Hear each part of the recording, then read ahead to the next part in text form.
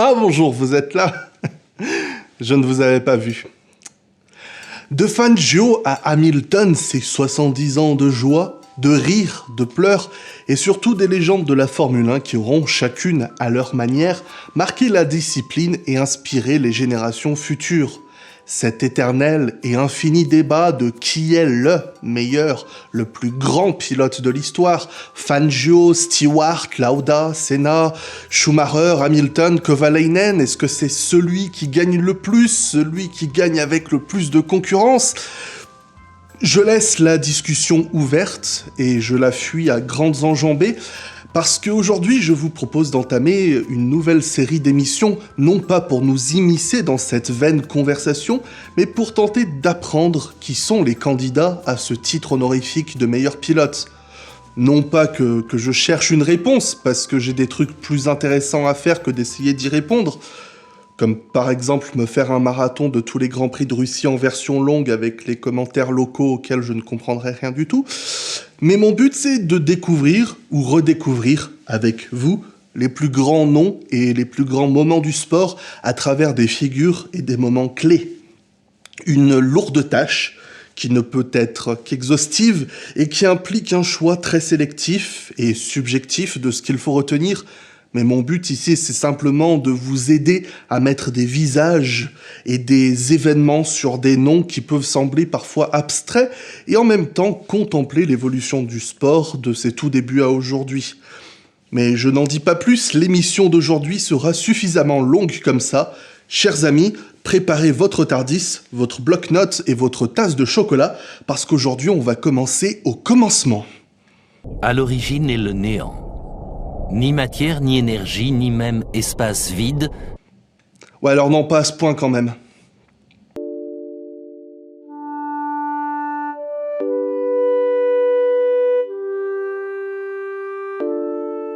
Notre épopée commence le 13 mai 1950 à Silverstone, lorsque cette nouvelle discipline qu'est la Formule 1, créée quelques années plus tôt, voit naître son tout premier championnat.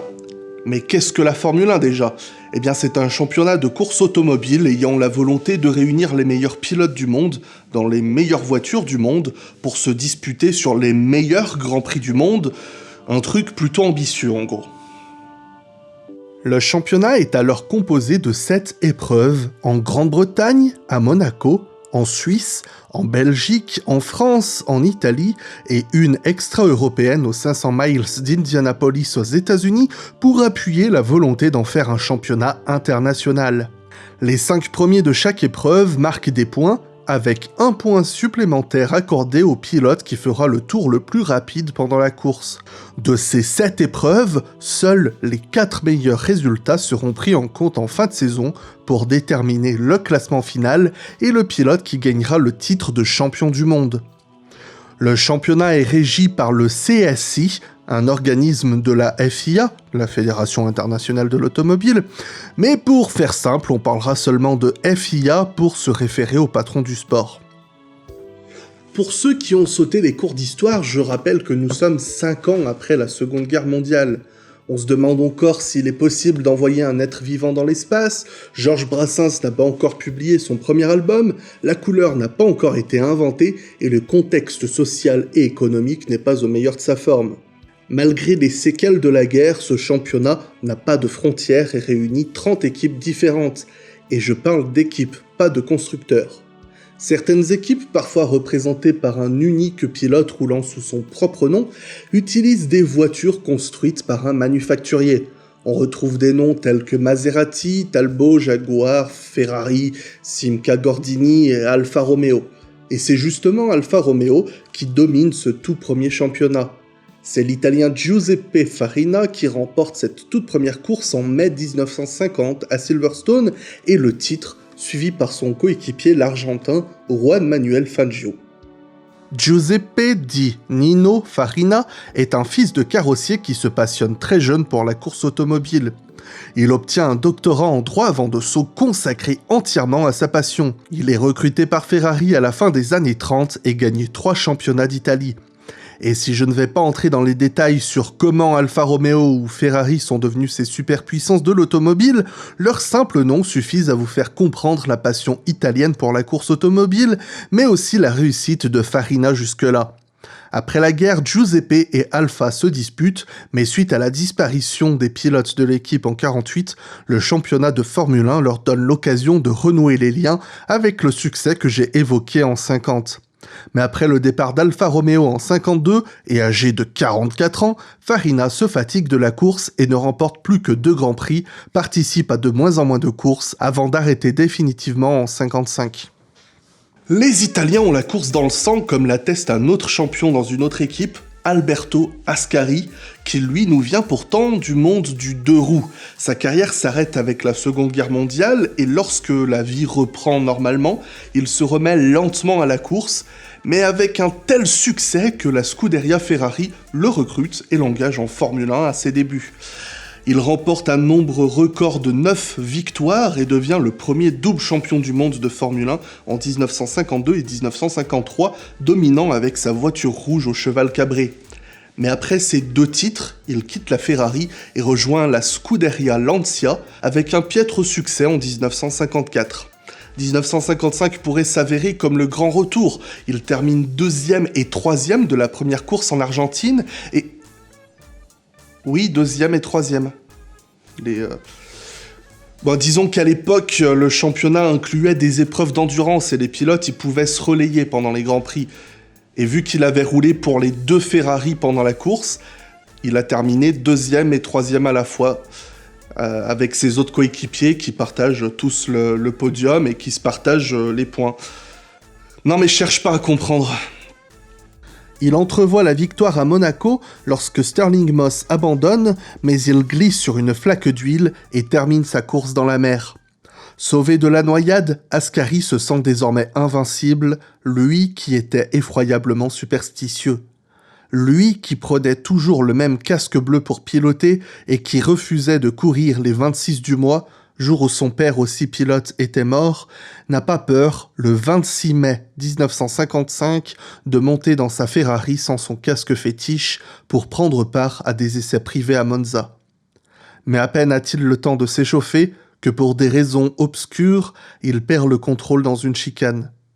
Alberto Ascari meurt, quittant prématurément le monde de la Formule 1 avec un palmarès déjà impressionnant, riche de 2 titres, 13 victoires, 14 pole positions, 17 podiums en 32 départs. En son hommage, la chicane de son crash portera son nom. C'est une perte tragique pour le sport, pour les tifosi et pour son équipe, la Scuderia Ferrari.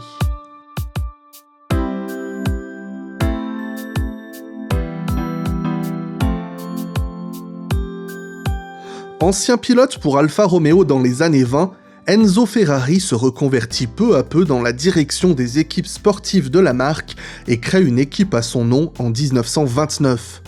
La Scuderia Ferrari devient alors une sous-filière d'Alfa Romeo pour la représenter en course automobile jusqu'à ce que Ferrari veuille prendre son indépendance à la fin des années 30.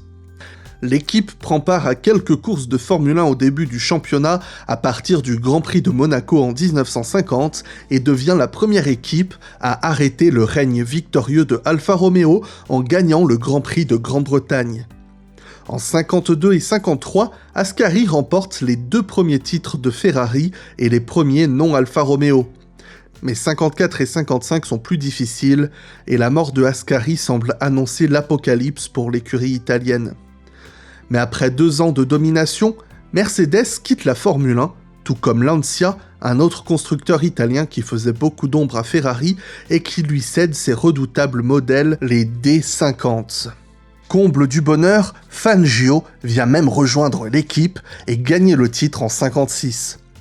Mais l'Argentin ne s'entend pas du tout avec Enzo Ferrari et il part pour Maserati en 57. Ce titre de Fangio en 56 n'apporte hélas aucune consolation, car les voitures qu'utilise Ferrari commencent à dater. Ils engagent toujours les D50 de Lancia conçus en 54 sans préparer le futur. À vrai dire, cette joie n'était qu'un faux espoir. En 58, l'anglais Mike Hawthorn gagne le titre pilote pour Ferrari, mais quitte le sport juste après. En cours de saison, Luigi Musso et Peter Collins, 2 de ses coéquipiers, sont morts en piste. Ferrari continue de souffrir avec la montée des équipes britanniques comme Van Wall, Cooper ou Lotus, et le sort continue de s'acharner sur l'équipe. En 62, leurs pilotes, l'américain Phil Hill et l'allemand Wolfgang von Trips, luttent pour le titre. Si Ferrari est assuré de gagner, le titre sera entaché par l'accident mortel de von Trips, tuant aussi 15 spectateurs. Après cela, John Surtees prendra son unique titre en 64 et deviendra l'unique pilote à gagner un titre sur 4 et 2 roues, tandis que la Scuderia Ferrari coule lentement, perdue dans des innovations moteurs et en retard face aux prodiges aérodynamiques des Britanniques. Déjà 15 ans que la Formule 1 existe, et tout semble déjà si différent. Nous avons parlé de 2 grands champions des années 50. Si les succès de Farina furent brefs et ceux d'Ascari interrompus par sa disparition tragique, ils laisseront leur empreinte de pionniers dans la discipline. Nous avons aussi évoqué une écurie qui va marquer l'histoire de la Formule 1 et qu'on aura l'occasion de revoir, mais maintenant il faut parler de l'éléphant dans la pièce, comme disent les Anglais. Non mais je parle pas de moi. Je parle de celui qui a dominé cette décennie et qui, pendant plus de 50 ans, détiendra ce titre de plus grand pilote de l'histoire, Juan Manuel Fangio. Issu d'une famille modeste, Juan Manuel Fangio est un Argentin qui vient en Europe en 1949 et se fait recruter par Alfa Romeo. Après avoir échoué d'un rien face à son équipier Farina pour le titre en 50, il domine la saison 51. Si l'Italien est féroce, Fangio semble avoir un talent et un instinct bien au-delà de n'importe quel pilote. Grand Prix de Monaco 1950, Fangio menait le Grand Prix lorsqu'il vit de l'eau sur la piste et l'évita sagement. Derrière lui, Farina ne la vit pas et perdit le contrôle, causant un carambolage. Le tour d'après, Fangio évite calmement les autres carcasses empilées autour de Farina. L'Argentin n'avait pas vu le crash et ne pouvait pas savoir qu'il devait ralentir en arrivant sur les lieux de l'accident, mais il avait remarqué que les spectateurs ne le regardaient pas arriver car ils avaient tous les yeux fixés au loin et ce seul détail avait suffi à lui faire comprendre que quelque chose n'allait pas. Et oui, à l'époque, le seul drapeau rouge qu'on voyait à Monaco, c'est celui qui interdisait la baignade. Lorsque Alfa Romeo quitte la Formule 1 après son titre en 52 pour cause budgétaire, Fangio rejoint Maserati, mais se blesse en début de saison et doit revenir plus fort en 53, mais, impuissant face à la Ferrari d'Ascari, il doit attendre 54 pour revenir plus fort. L'histoire regrettera la disparition de l'Italien, tant Fangio et lui auraient pu offrir une rivalité légendaire. Pour beaucoup, Ascari était le seul à être capable de rouler plus vite que Fangio. Sa plus grande force était de pouvoir partir en tête, s'envoler en quelques tours et gérer son rythme de loin. A contrario, Ascari perdait pied dans le peloton, là où Fangio semblait le plus complet des deux. L'opposition de leurs personnages était aussi intéressante. Ascari était ce monsieur rondouillard, souriant, bon vivant et très latin. Fangio était une machine. Aussi large, sinon plus large que Ascari, mais plus carré. Pas souriant, mais impassible. Les yeux bleus, le regard froid et déterminé, presque effrayant. Une machine aussi bien humainement que dans la voiture, une machine à gagner. En 1954, Fangio est contacté par Mercedes qui souhaite s'inscrire en courte saison et veut le recruter.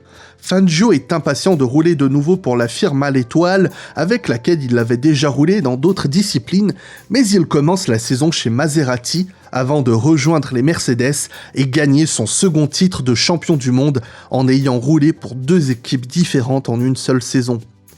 Fangio est à la hauteur de sa réputation, nul ne lui arrive à la cheville. La saison 55 s'ouvre avec son Grand Prix national en Argentine, une de ces quelques manches de course d'endurance où les pilotes peuvent se relayer pour parcourir les 375 km de cette course sous une chaleur intense. Ce sera une promenade de santé pour Fangio qui gagne cette course seul, haut la main, avec tout juste une goutte de sueur sur le front, et c'est ainsi qu'il gagne son 3e titre. Suite à un drame aux 24 heures du Mans, Mercedes se retire du sport automobile et Fangio part chez Ferrari en 56 et la saison résulte en une conclusion inattendue à Monza. Fangio abandonne et son équipier et rival pour le titre, Peter Collins, décide de s'arrêter pour donner sa voiture à Fangio et lui laisser le titre, estimant que ce dernier le méritait davantage que lui. Ouais, je sais ce que tu penses, ouais. C'est beau. Malgré son admiration pour le pilote, Enzo Ferrari ne supportait plus Fangio. Son caractère froid, évasif, l'irritait et a causé de nombreuses disputes. Jean Manu retourne chez Maserati en 57 et continue de déprimer ses rivaux. Victoire en Argentine, à Monaco, à Reims avec des pneus détruits, et il remporte une de ses plus belles et sa dernière course en Allemagne au Nordschleife. Lorsqu'il entame le dernier tour du tracé long de 20 km, l'Argentin a 35 secondes de retard sur les Ferrari de Mike Hawthorn et Peter Collins.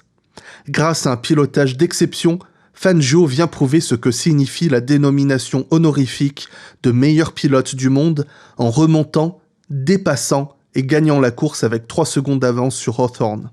« Je n'arriverai plus jamais à rouler aussi vite », dit-il après ce Grand Prix, laissant à travers cette histoire et son 5e titre en fin de saison une gigantesque trace indélébile dans l'histoire du sport auto avant de mettre un terme à sa carrière en fin d'année.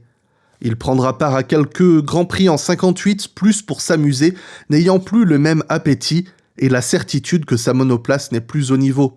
Pour son dernier Grand Prix à Reims en 58, il sent le manque de puissance dans les lignes droites et voit Mike Hawthorn s'apprêtant à lui prendre un tour. Mais l'Anglais termine la course juste derrière lui et lorsqu'on lui demande pourquoi il ne l'a pas doublé, Hawthorn répond « On ne prend pas un tour à Fangio !» Ah, purée, j'ai plus de flashback. Fangio, c'est le boss du game et il faut désormais lui trouver un successeur. Et encore, dit-on, faudrait-il seulement réussir un jour à l'égaler.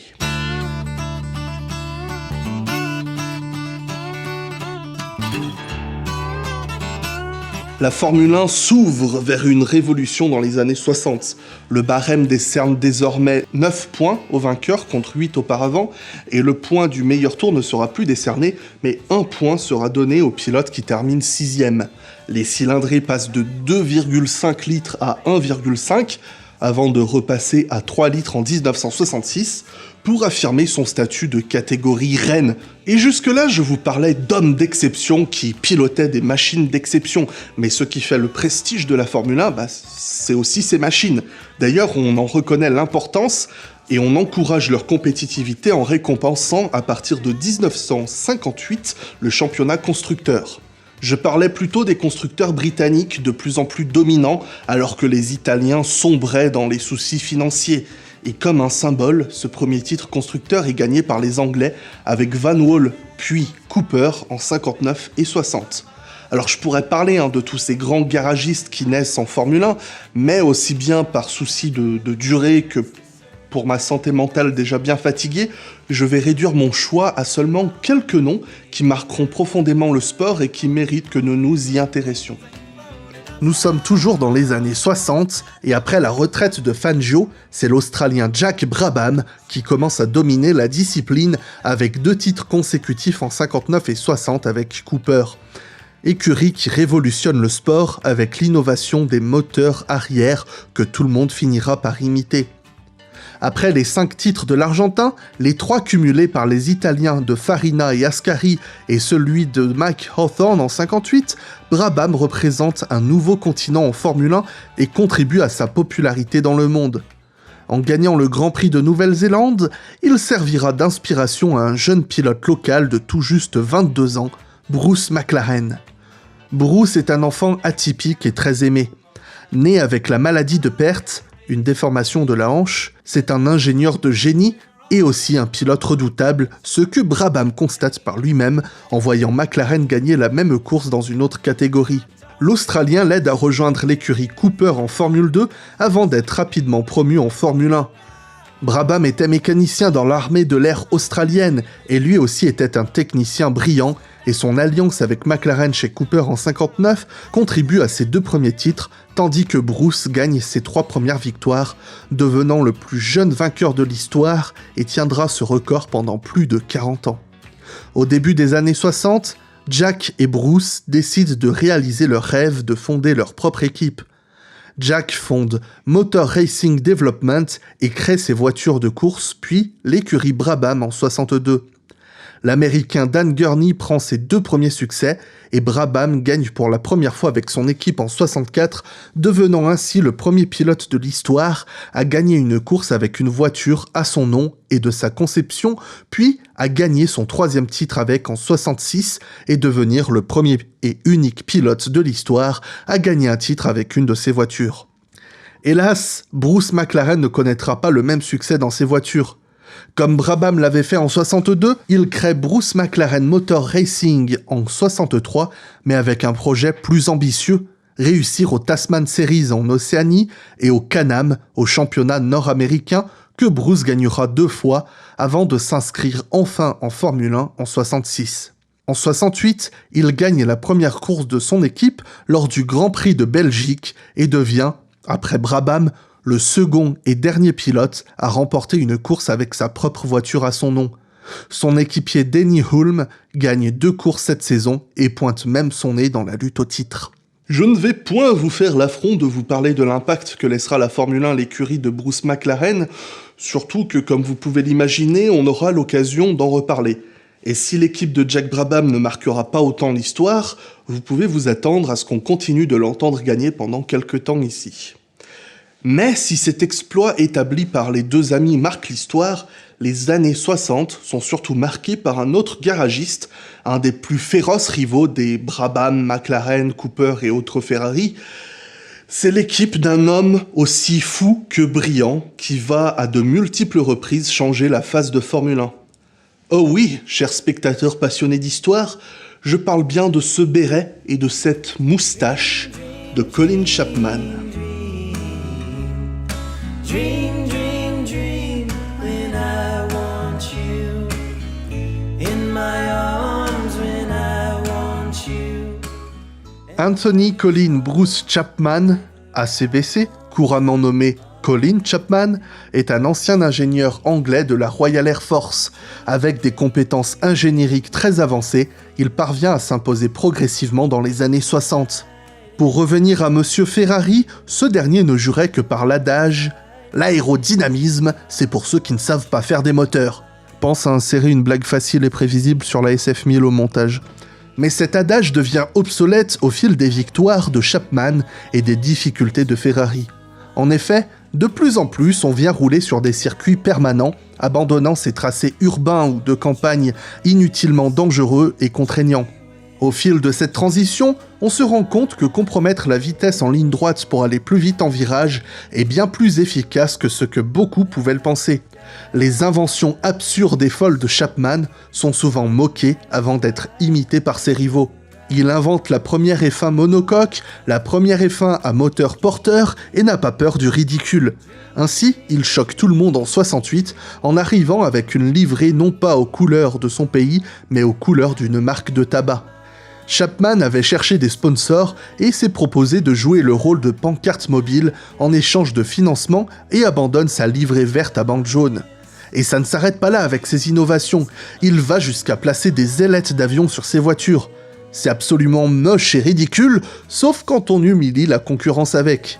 Élaborer des fonds plats gigantesques pour créer un tunnel Venturi pour créer un effet de sol qui colle la F1 sur la piste, c'est aussi insolite qu'efficace. Mais oh que non, Chapman ne va pas se faire que des admirateurs. Ces voitures sont parmi les plus dangereuses de l'histoire, comptant un grand nombre de blessés et de morts, que ce soit à cause de la vitesse des voitures en virage ou par manque de fiabilité.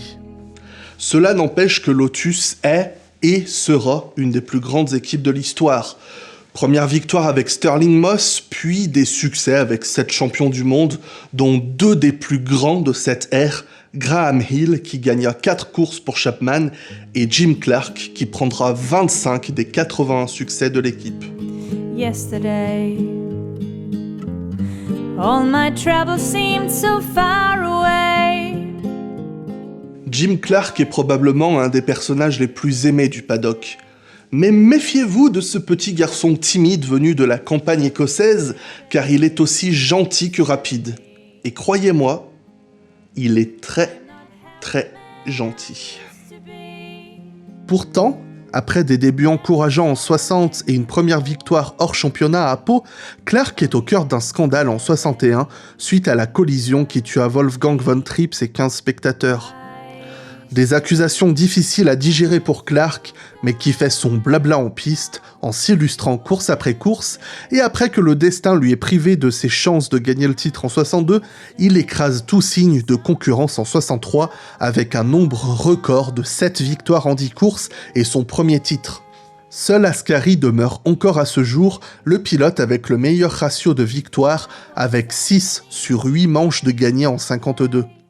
Se crée alors une savoureuse rivalité entre lui et Graham Hill, où les deux, en plus de dominer les premières places, s'amusent à se chamailler publiquement tout en trahissant une incroyable complicité qui ravit les fans. Non pas qu'il n'y ait pas d'autres talents remarquables en piste, mais soyez assurés que les spectateurs payent leur ticket soit pour voir le discret et super rapide Clark, soit pour voir l'irrésistible et charismatique Hill s'illustrer, ajoutant chacun une dimension humaine à ce sport si surhumain. Clark faisait ses débuts à 24 ans. Au même âge, Graham Hill était un humble horloger qui passait son temps libre dans son club d'aviron et venait tout juste d'avoir son permis de conduire. Il lut une annonce d'un pilote qui louait sa Cooper pour 25 shillings le tour. Bon, pour la faire court, après un seul tour, il a tout abandonné pour devenir pilote professionnel. Issu d'un milieu modeste, Hill doit économiser pour s'approcher de son nouveau rêve, surtout que, vous l'avez compris, sa vocation est venue très tardivement. À force de traîner sur les circuits en tant que mécanicien, forçant la main pour avoir le droit de rouler occasionnellement, il rencontre Colin Chapman lorsqu'il fondait Lotus et il l'engage comme pilote en Formule 1 en 1958. Mais lassé par le manque de fiabilité, Hill s'enfuit et rejoint BRM en 60. Entre erreurs et manque de fiabilité, les résultats tardent à venir avant que tout ne s'aligne en 62, ce qui lui permet de gagner le titre mondial, couronnant un parcours atypique, même pour l'époque.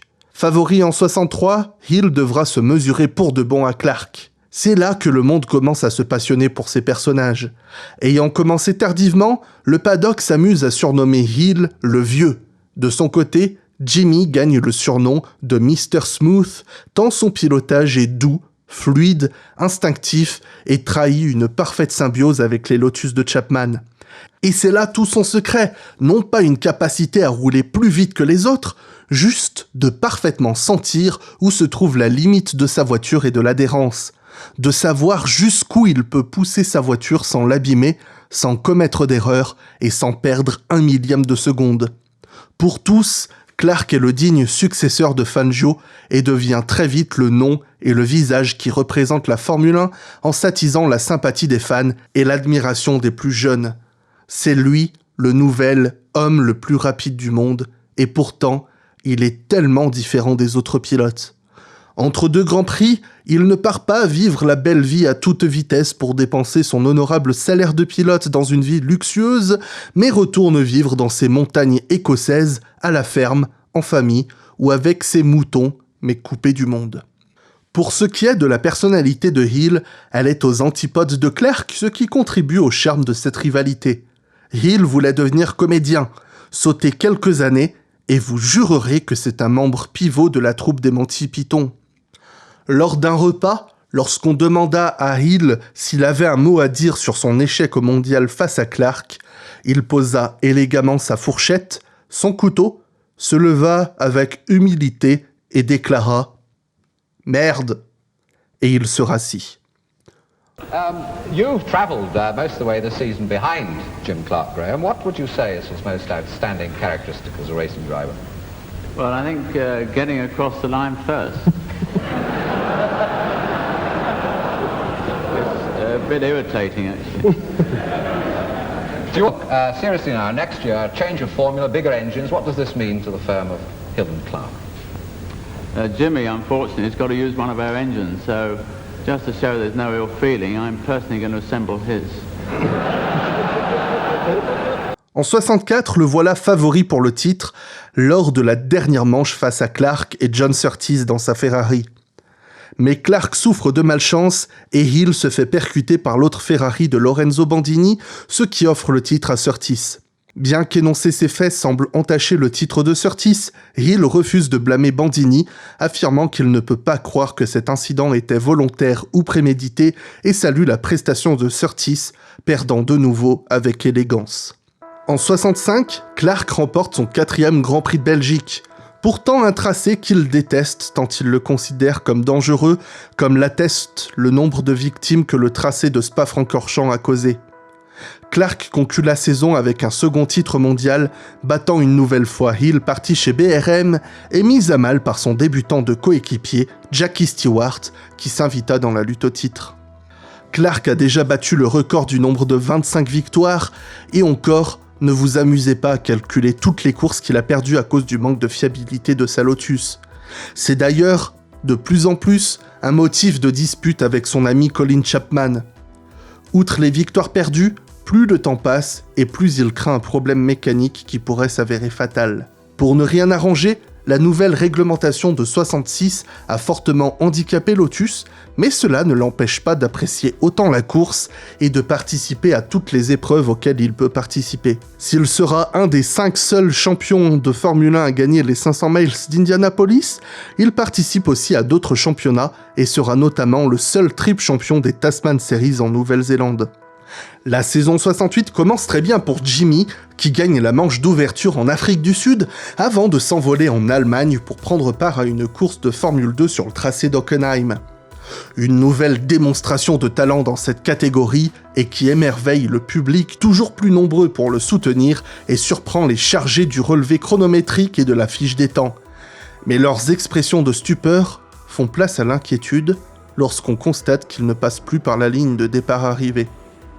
Jusqu'à ce que résonne une voix solennelle dans les haut-parleurs du circuit.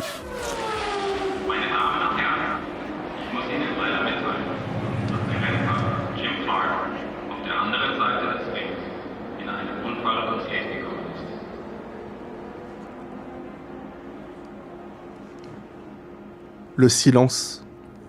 Les assourdissants moteurs de Formule 2 semblent silencieux, distants. Jim Clark mort ? Non, pas ce prodige du pilotage. Non, c'est une erreur, c'est impossible. Pourtant, Graham Hill est quant à lui bien confronté à la réalité lorsqu'il vient aider à dégager les restes de l'épave de sa Lotus encastrée dans un arbre. Jim Clark n'est plus ce gentil et timide Écossais, cet inséparable ami du trio magique qu'il formait avec Hill et Stewart, ni même ce brillant, intrépide et irréprochable talent, mais juste un nom qui vient s'ajouter à la liste des disparus du sport auto. Une liste qui semble devenir trop longue. Au milieu de tous ces noms quasi anonymes pour la majorité, il y a celui qui faisait tant rêver ses pairs et les amateurs. La mort en Formule 1 ne serait donc pas une triste conséquence réservée à ceux dont le talent n'était pas à la hauteur des exigences du sport ? Car si le meilleur pilote du monde peut mourir en Formule 1, cela voudrait donc dire que n'importe qui peut aussi y laisser la vie. Yesterday, Jim Clark, racing driver Jim Clark, was killed in Germany. I believe he was a friend of yours. He was a good friend of mine, Peter, and I think, I'm very sad about it, and everyone involved in motorsport all around the world will be very sad. He was a very fine driver, wasn't he? Yeah, I think one of the greatest, perhaps the greatest yet. En 72 départs, son palmarès de 35 pole positions et 32 podiums dont 25 victoires demeure encore à ce jour un palier que peu peuvent se vanter d'approcher et son nombre record de 8 grands chelems, courses menées de bout en bout avec pole position, meilleur tour et victoire, demeure une cible lointaine et presque intouchable. Ces chiffres impressionnants assureront que son nom reste à jamais gravé parmi les meilleurs de la discipline et la toute nouvelle chicane du tracé d'Hockenheim portera le nom de Clark jusqu'à la rénovation du circuit dans les années 2000. Pour Chapman, c'est un choc. Il perd son meilleur pilote, son meilleur ami et ne sera plus jamais le même après cela. Revenu chez Lotus, Graham Hill reprend le flambeau et porte l'équipe vers le haut en gagnant son second titre mondial cette année-là.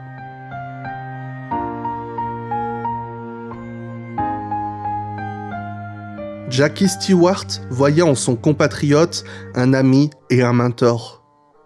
Clark est le deuxième meilleur pilote de tous les temps après Fangio, continue-t-il de défendre aujourd'hui. Stewart, qui avait lancé un combat pour la sécurité des pilotes en 66, perdait en ce mois d'avril un de ses plus proches amis et meilleurs rivaux. Après des débuts brillants en 65, c'est sur lui que reposent les espoirs des fans de Formule 1, ayant rapidement rejoint Hill et Clark comme l'élite du sport à la personnalité atypique. Et il vit à la hauteur des espérances quelques mois plus tard lors du Grand Prix d'Allemagne 68 sur le tracé de la Nordschleife qu'il surnomme « l'enfer vert » tant ce tracé est dangereux. Comble du comble, la pluie dantesque qui s'abat sur le tracé avant le départ quintuple les risques.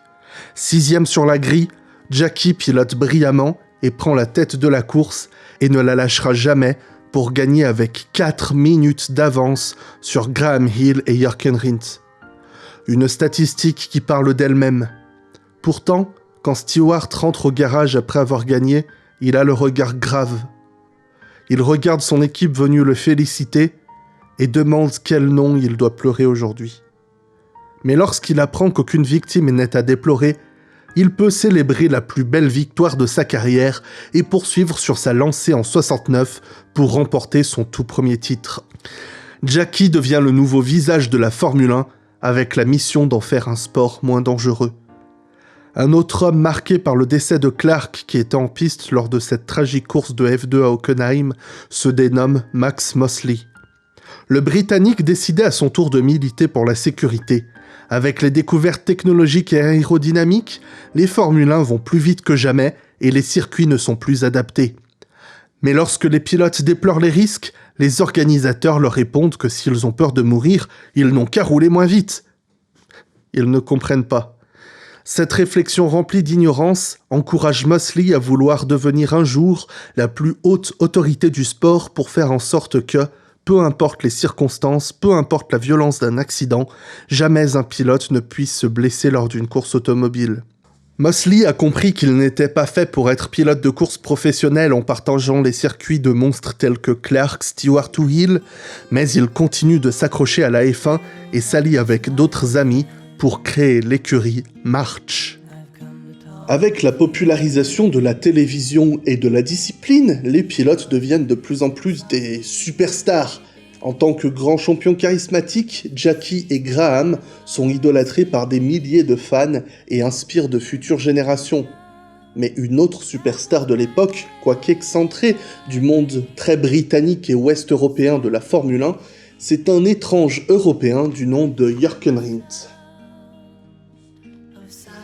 Je suis sûr que j'ai écorché son nom.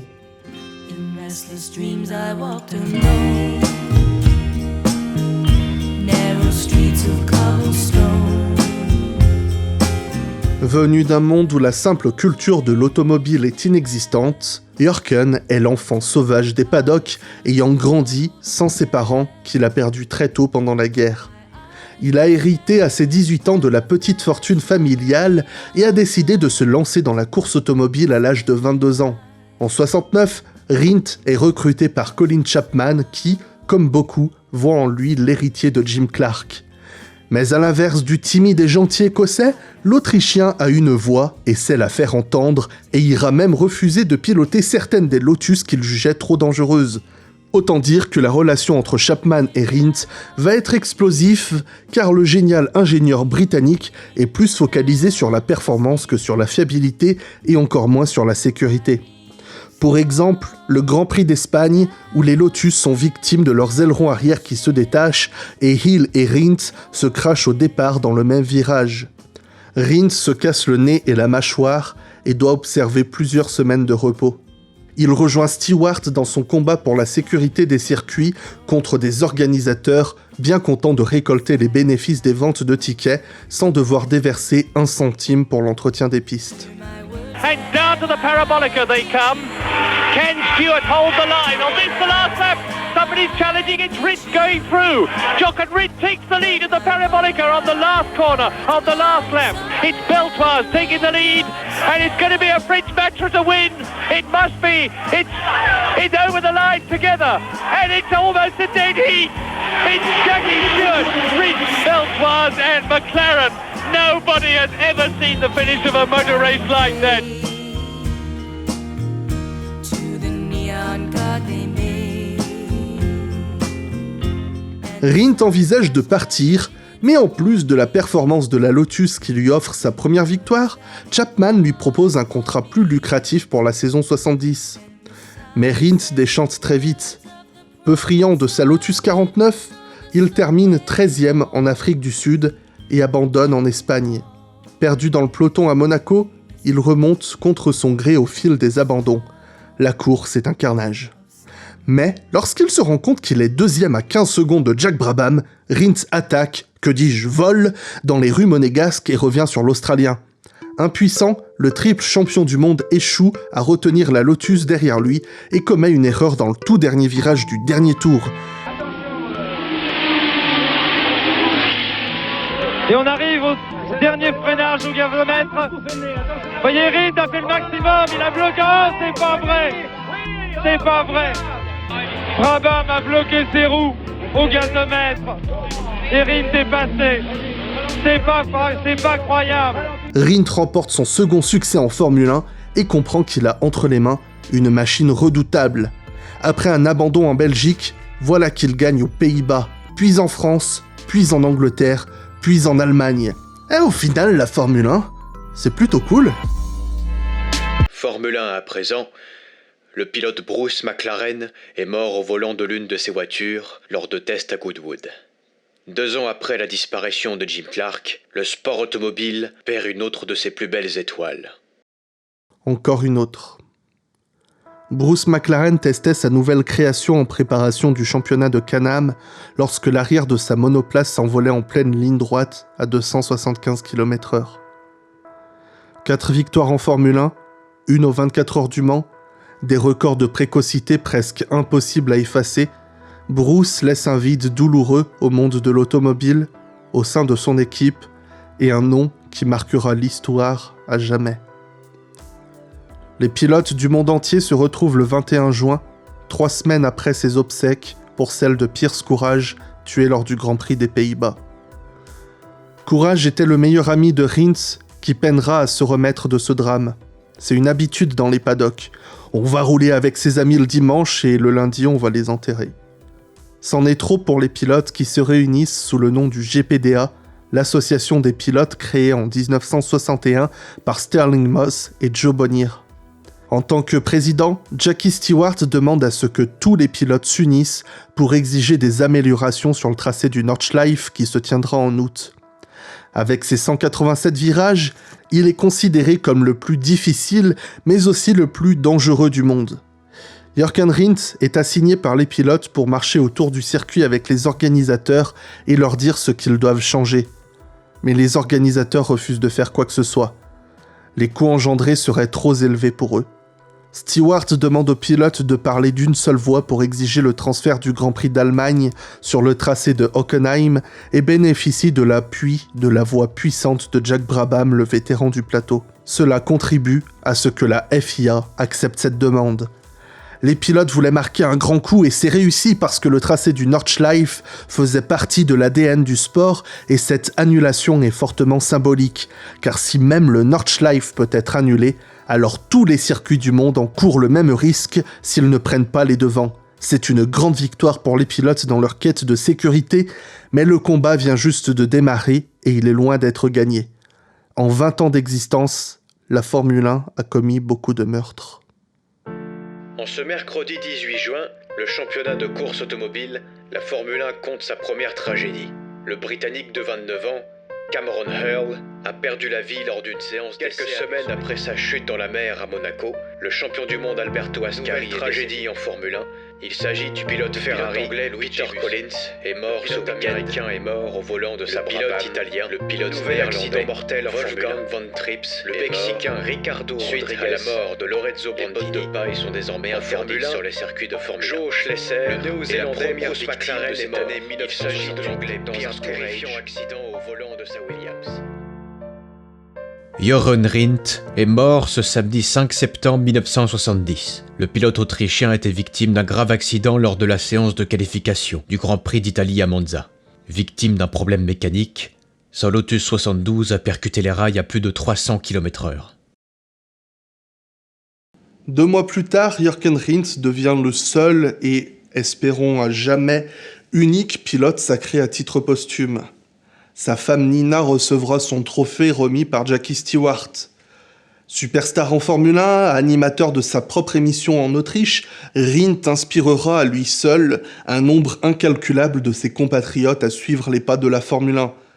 Il avait prévu de quitter la discipline en fin d'année, très certainement pour entamer un nouveau projet avec son ami et manager Bernie Ecclestone. L'étrange Anglais se lancera donc seul dans ce nouveau projet, le rachat de l'écurie de Jack Brabham parti à la retraite. Avec 3 titres, Brabham est alors le pilote le plus titré derrière les 5 de Fangio et représente à lui seul un palier à franchir, tout comme ses 126 participations, 14 victoires, 31 podiums et 13 pole positions, sans parler de l'exploit jamais égalé de gagner un titre avec sa propre écurie. Pourtant, à cause de sa personnalité réservée et son pilotage discret, Brabham restera un champion moins populaire que d'autres auprès des fans, mais cependant un des plus admirés parmi ses pairs. Suite à la disparition de Rindt, Jackie Stewart dit adieu à un de ses plus proches amis. Si les organisateurs italiens avaient eu un personnel médical et des infrastructures adaptées, il est persuadé que Rindt aurait pu récupérer ce trophée qu'il méritait tant en fin d'année. Il est encore en pleurs lorsque la qualification reprend. Il enregistre, selon lui, un des meilleurs tours de qualification de sa carrière et retourne au garage, exprimer une colère rare et démesurée. Et rien ne saurait mieux décrire l'incompréhensible état d'esprit des pilotes de course. Dès l'instant que la visière est baissée, le monde extérieur n'existe plus. De son côté, Graham Hill, revenu chez Lotus en 67, remporte cette funeste saison 68 et commence la saison 69 avec force, bien qu'il semble perdre de sa superbe, se faisant dominer par Rindt. Mais le 6 octobre 69, sa carrière connaît un moment décisif à Watkins Glen. Roulant avec des pneus expérimentaux de Firestone, il part en tête à queue et cale. Il pousse sa voiture pour la redémarrer et repart sans attacher sa ceinture. Quelques mètres plus loin, son pneu arrière explose et il part en tonneau. Éjecté de sa voiture, il se brise le genou. Malgré plus de 10 ans en compétition, Graham aime trop la Formule 1 pour arrêter et revient en 70 dans le fond de grille. Mais on sent qu'il n'est plus le même sur la piste. En dehors de la piste, en revanche, rien n'a changé. Lorsqu'on lui demanda de passer un message à sa femme lorsqu'il était à l'hôpital suite à son crash, il a répondu « Dites-lui que je ne pourrai pas danser pendant 2 semaines ». Il décide de créer son équipe en 73, engageant des châssis Shadow, puis Lola. En 75, il est humilié à Monaco, tracé qu'il remporta 5 fois en échouant à se qualifier. Il prend sa retraite quelques mois plus tard à Silverstone. Si beaucoup lui reprochent de ne pas avoir su s'arrêter au moment qui aurait fait le plus justice à son nom, Hill s'en moquait. Il a fait ce qu'il aimait jusqu'au bout, parti de rien. Il est désormais le pilote à avoir pris le plus de départs en Formule 1 avec 176 Grands Prix d'expérience. Il peut se vanter d'avoir partagé les circuits avec Juan Manuel Fangio, Jack Brabham, Niki Lauda et bien sûr Jackie Stewart et Jim Clark. Une des personnalités les plus appréciées et marquantes de l'histoire de la F1 qui aura inscrit 14 victoires dont 5 à Monaco, record qui sera battu une seule fois en 93. 13 pole positions et 2 titres de champion du monde et restera le seul pilote à avoir le titre honorifique de la triple couronne en gagnant le Grand Prix de Monaco, les 24 heures du Mans et les 500 miles d'Indianapolis. En 71, Stewart rejoint Tyrrell et écrase le championnat avec pratiquement 2 fois plus de points que son poursuivant, le nouveau et surprenant super suédois Ronnie Peterson. Mais malgré la brillance de Peterson, Jackie s'émerveille davantage pour son jeune coéquipier, François Sévère. Le pilote français a une énorme cote de popularité dans le paddock. Jeune, sympathique, beau garçon, bien élevé et très rapide sur la piste. What do you think about Emerson as a pilot? Emerson Fittipaldi. You know the guy who won the World Championship? Oh, yes. Une année difficile pour les Tyrrell en 72 et pour Stewart qui a perdu tout instinct de combativité. Il continue par passion, mais avec un immense sentiment de vide à l'intérieur, et il échoue dans la lutte au titre face à Colin Chapman et son nouveau champion, le Brésilien Emerson Fittipaldi. En 1973, Jackie décide de relever une dernière fois le challenge. Il se donne cette toute dernière saison pour gagner un autre titre, car il se promet d'arrêter en fin d'année. Fittipaldi est en route pour mener une nouvelle lutte intense face à Stewart, mais il se blesse en essai privé. Il laisse donc le champ libre à l'Écossais pour dominer le championnat, mais ce dernier n'a pas matière à se réjouir dans une nouvelle année noire pour le sport. Pour la 3e manche en Afrique du Sud, Claire Regazzoni est victime d'un crash où il demeure inconscient dans sa BRM en feu. Heureusement, Mike Halewood, impliqué dans l'incident, le sort de sa voiture et lui sauve la vie. Mais le débutant Roger Williamson n'aura pas cette chance au Grand Prix des Pays-Bas. Sa voiture s'est retournée et seul David Purley s'arrêtera pour essayer de le sauver des flammes.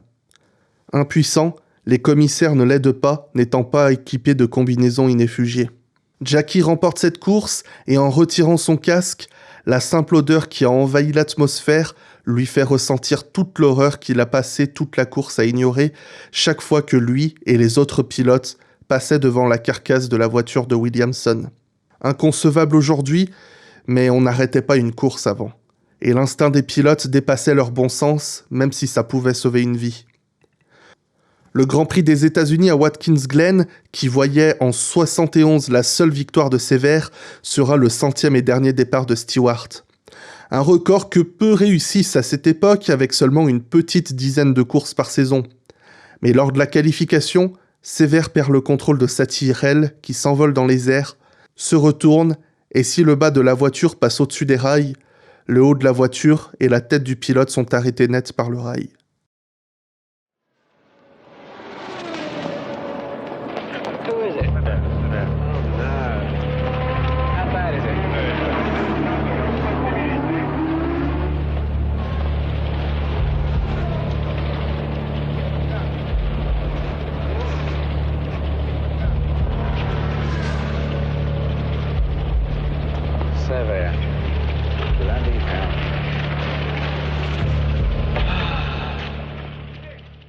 Tant de débris que les pilotes ne peuvent plus rouler, et Jody Scheckter est le premier à arriver pour le secourir.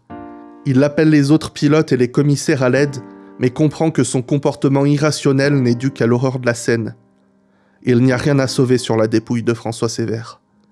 Cette fois, il n'y a plus la visière derrière laquelle se cacher.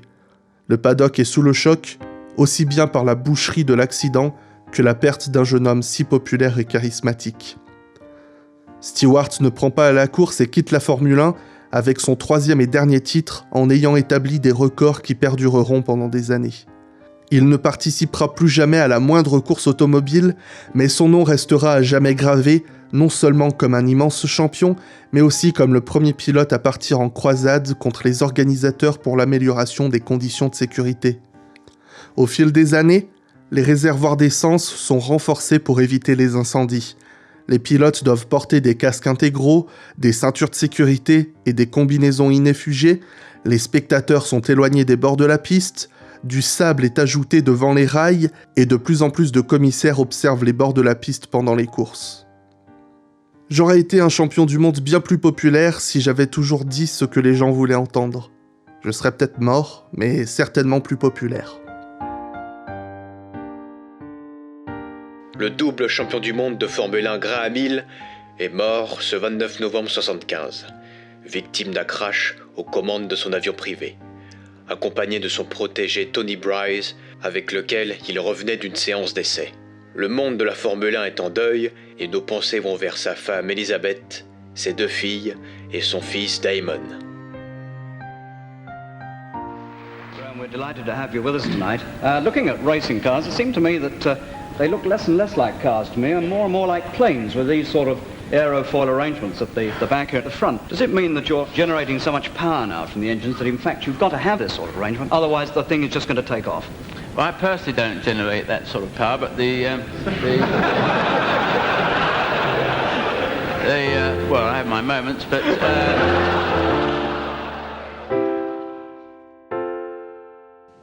une grande partie de l'histoire extrêmement condensée, mais qui, je l'espère, vous aura permis de vous familiariser ou vous replonger dans les premières heures du sport. Ces premières années nous aident à mieux comprendre le sport aujourd'hui et surtout à apprécier l'héritage laissé par les héros de jadis. De l'incroyable domination de Fangio, des débuts de l'empire de Ferrari et McLaren, de l'aura mystique de figures telles que Graham Hill ou Jürgen Rindt, qui va donner une personnalité et une aura au sport qui va fasciner de plus en plus de monde, aux conséquences de la disparition de la légende que fut Jim Clark et les premières lueurs d'espoir laissées par le combat pour la sécurité mené par Jackie Stewart, qui verra de plus en plus de fidèles. Il nous reste encore beaucoup de mythes à explorer, de l'accident dramatique et héroïque de Niki Lauda, des saisons incroyables comme 1976 ou 1982, de la rivalité entre Alain Prost et Ayrton Senna, et même de guerres politiques qui vont redéfinir la Formule 1, mais nous allons garder tout ça pour de prochaines histoires sans fin.